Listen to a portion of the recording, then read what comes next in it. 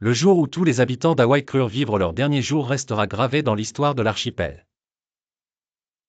Nous sommes le 13 janvier 2018, au matin, le soleil brillait sur les plages paradisiaques d'Oahu, les joggeurs étaient nombreux à fouler les trottoirs et les familles prenaient tranquillement leur petit déjeuner en terrasse.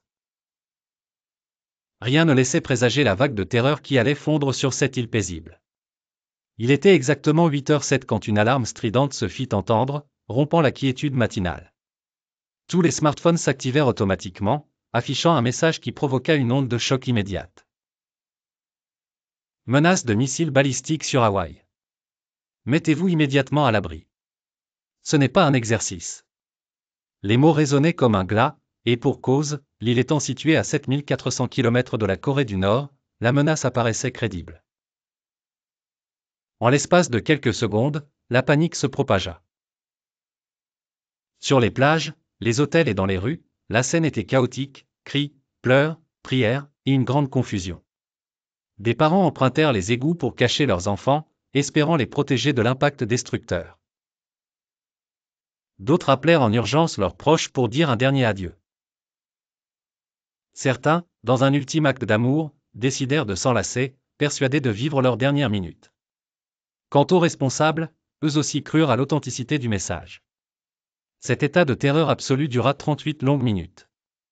Pourquoi autant de temps pour annoncer la vérité ? Car au centre d'alerte de l'Agence de gestion des urgences d'Hawaï, HIEMA, un employé avait sélectionné par mégarde l'option « alerte réelle » au lieu de « test interne » sur son écran de contrôle.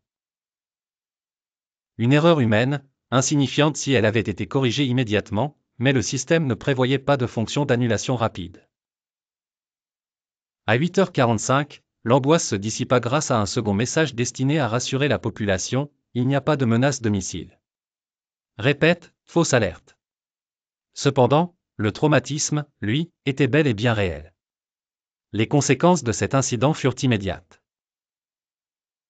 L'employé à l'origine de l'erreur fut remercié et le directeur de HIEMA démissionna, prenant la responsabilité d'une organisation qui avait failli à sa mission.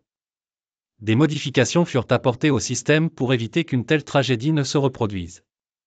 La réaction du public fut virulente.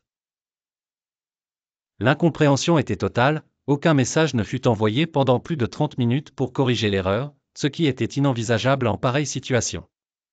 Le gouverneur lui-même admit avoir été incapable de Twitter l'information corrective, ayant oublié son mot de passe Twitter.